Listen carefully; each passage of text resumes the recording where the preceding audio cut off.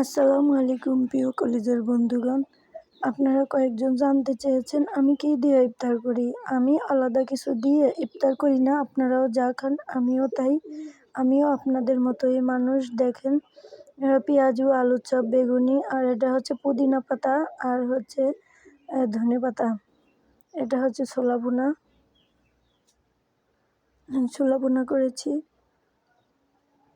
একটু মাখো মাখো হওয়ার জন্য আমি ঘন করে বোনা করি। আর হচ্ছে শরবত, এটা হচ্ছে অরেঞ্জ শরবত, আর এটা হচ্ছে আখের গুড়ের শরবত। একটু খুরমা খেজুর আছে, মালটা আছে।